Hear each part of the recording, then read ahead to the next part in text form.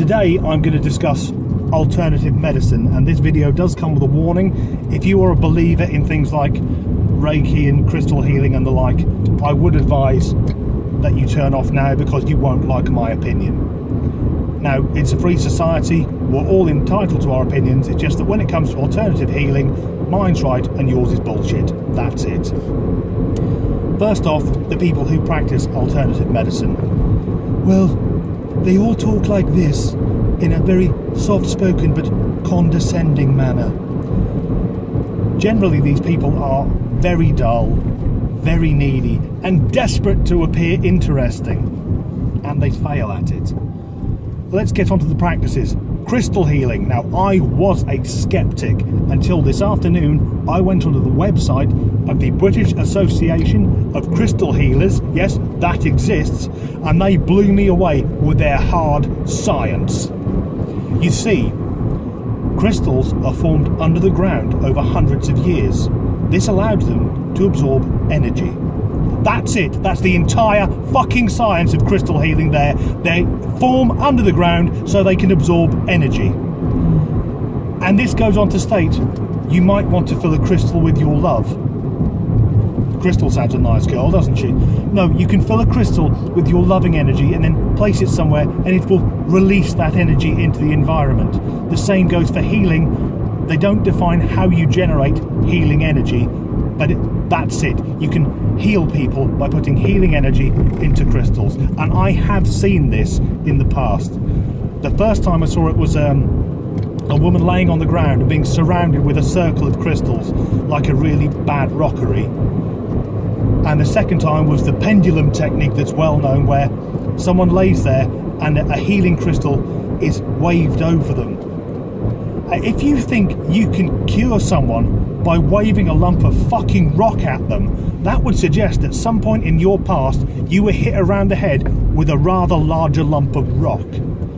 And some crystal practitioners, they go, oh well, it is scientific because things like watches, they use crystals. And yes, they do. But it's not the crystal that generates the energy, it's the battery firing the fucking electricity into it.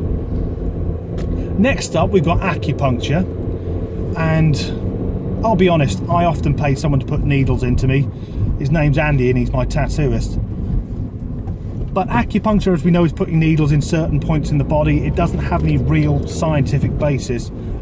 And the people who harp on about it always go on about not understanding the Far East because, sorry, I'm just waiting for some prat in a BMW to pull out.